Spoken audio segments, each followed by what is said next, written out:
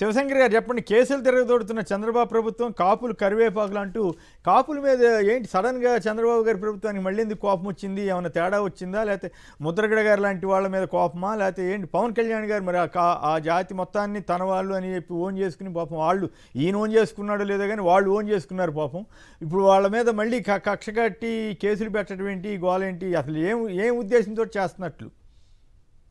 కాపుల మీద మొదటి నుంచి చంద్రబాబుకి ఏ రోజు ప్రేమ లేదు సార్. ఎప్పుడైతే వంగవీటి రంగా గారి దురంతంగా జరిగిన రోజు నుంచి కాపులంతా కూడా చంద్రబాబు పట్ల పూర్తి వ్యతిరేకత ఉన్నారు, తెలుగుదేశం పట్ల పూర్తి వ్యతిరేకత ఉన్నారు.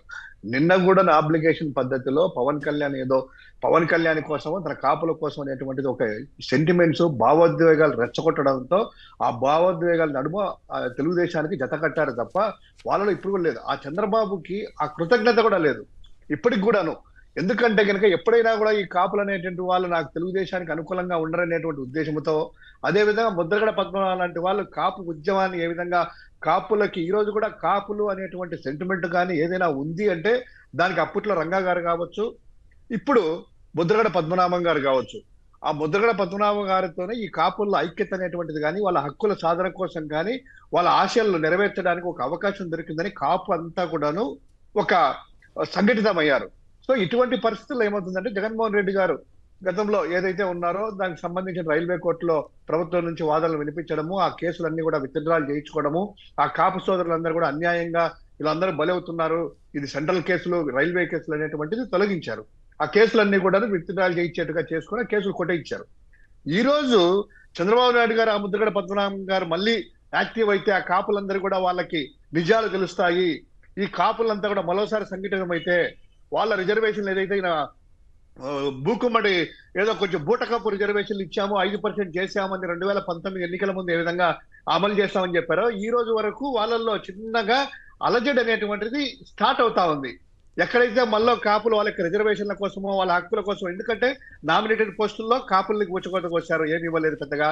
తర్వాత ఏది ఇచ్చినా కూడాను జనసేనకి ఇస్తున్నాం కదా, వాళ్ళకి ఇంపార్టెన్స్ ఇవ్వలేదని చెప్పి, సో ఈ విధంగా మిగతా వాళ్ళని రెచ్చగొడుతూ ఆ కాపులని అణచవేత అనేటువంటిది మొదలైంది.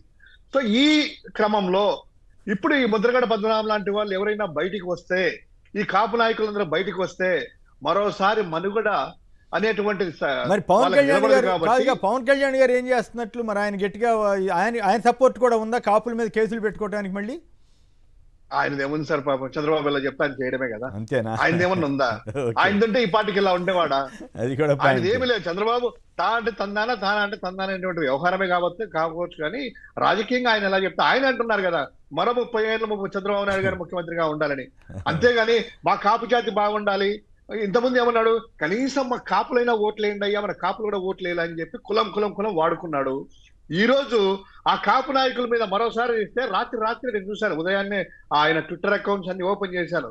ఏదైనా ఓపెన్ చేశారో ఏదైనా చూస్తే ఎక్కడో కోలకత్తాలో జరిగినటువంటి ఇన్సిడెంట్లు దాని మీద అంతా రెస్పాండ్ అయ్యాడు కానీ ఇక్కడ జరుగుతున్నటువంటి ఈ కాపు కేసులు ఎలా అవుతాయ్యా అని చెప్పి ఎక్కడ కూడా రెస్పాండ్ కాలేదు.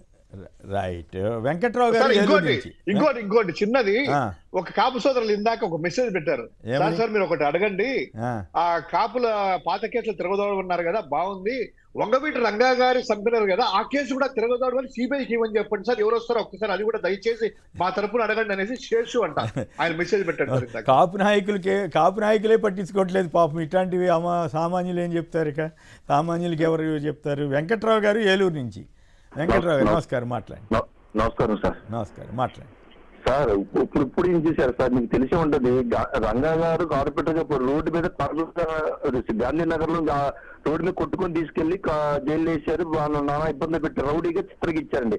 ఆయనకి అవసరం ఉంటేనే కాపులతోని పట్టుకుంటాడండి, లేకపోతే వాళ్ళని ఒక రౌడీలుగా ఇది గుండాలుగా చేస్తాడండి. ఇది ఇప్పుడు కాదండి, రంగా గారు ఎమ్మెల్యే అయినప్పుడు కూడా అలాగే చేశాడండి, రంగా తర్వాత మా కాపు ఉద్యమంలో కూడా అలాగే చేశాడండి. ఇది కొత్త ఏం కాదు. ఏంటంటే ఈ పవన్ కళ్యాణ్ రోజు మీద పడ్డారు తప్ప కాపులు ఎవరు కూడా. పవన్ కళ్యాణ్ గారు ఏం మాట్లాడలేదు, వాళ్ళ మీద కేసులు పెడతామేంటి అని అడగాలి కదా.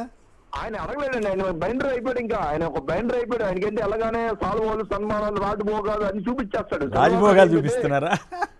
చంద్రబాబు నాయుడు విషయం ఏంటంటే మీకు తెలుసుకోలేదు, మీకు ఐడియా ఉంటది. కొత్త డైరెక్టర్ టాలెంట్ ఉందనుకోండి, వాడికి రాజ మర్యాదలు సన్మానాలు సాల్వాలు దండలు గిండలు పుడుకోబెట్టేసి ఊరు రబ్బిరైపోతాడు. ఇంకా ఇంట్లో ఇంకా ఏం చేయలేడు. మరి కాపు వర్గం ఇప్పుడు ఏమనుకుంటుంది?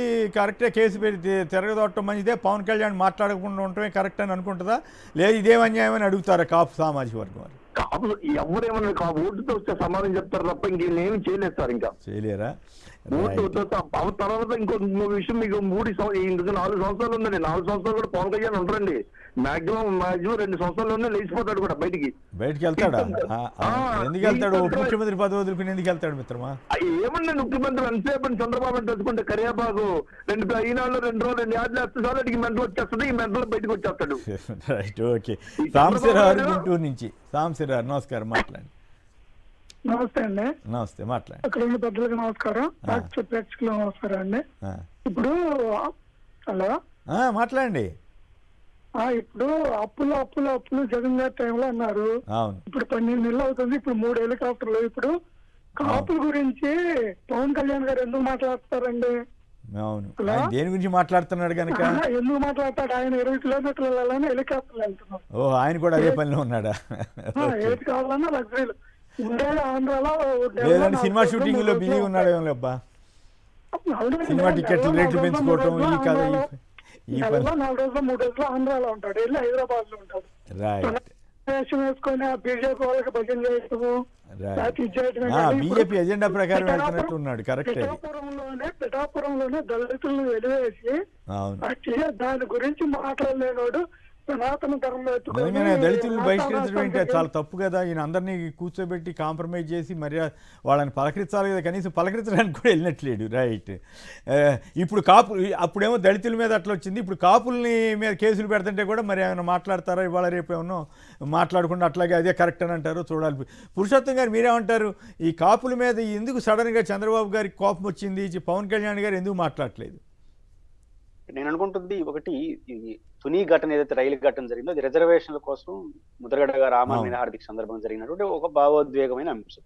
ఆ ఘటనని లా అండ్ ఆర్డర్ని ఎవరైనా చేతిలో తీసుకోవడానికి మనం సమర్థించలేం. కానీ దాని వైసీపీ ఎలా ఆలోచించింది? ఒక రిజర్వేషన్ మూవ్మెంట్ లో భాగంగా కాపు సామాజిక వర్గం ఆవేశంతోనో భావోద్వేగంతో వాళ్ళందరూ చేసి ఉండకపోవచ్చు.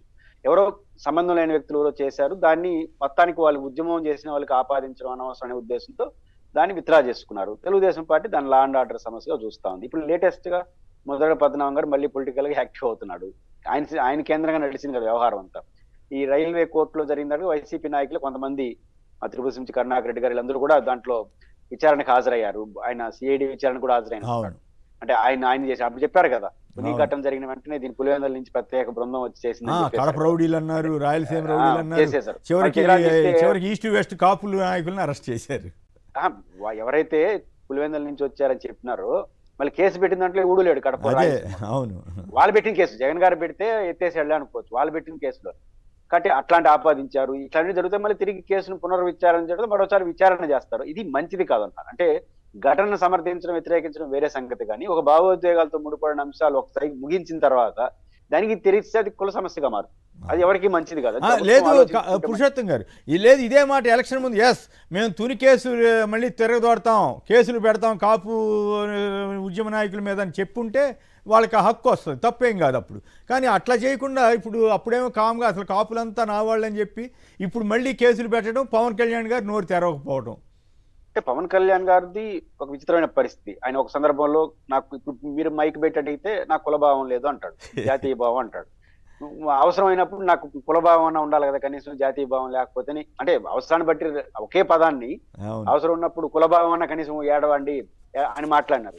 ఇప్పుడు కులభావం మనకెందుకు, జాతీయ ఇప్పుడు వస్తే యుద్ధం కూడా జరుగుతుంది కాబట్టి జమ్మూ కాశ్మీర్లో ఇంకా అంతర్జాతీయ వాదం అయిపోతుంది. కాబట్టి ఆయన అవసరాలు బట్టి వాదాలు మార్చుకుంటూ ఉన్నారు. ఆయన వ్యవహార శైలి అట్లుంది. నేనంటుందంటే ఇట్లాంటి ఘటనలు పునర్విచారణ చేస్తే మీరు ఏం సిగ్నల్స్ ఇస్తున్నారు? రేపు అన్ని పునర్విచారణ జరుగుతాయి. రేపు కొత్త ప్రభుత్వం వస్తే ఇంకొన్ని పునర్విచారణ మొదలెట్టి అప్పీలకు పోతా ఉంటే ఇంకెక్కడే తీసుకెళ్తారు? ఇట్లాంటి ఘటనలు మళ్ళీ జరగడానికి అవకాశాలు ఏర్పడకుండా ఉండాలంటే ఇది చేయాలి. ఖచ్చితంగా ఇది పొలిటికల్ గా మోటివ్ ఏం చేసినా కూడా అది ప్రభుత్వానికి అంత మంచిది కాదు. పవన్ కళ్యాణ్ గారు కూడా తొందరగా చొరవ తీసుకోకపోతే ఆయనకే నష్టం.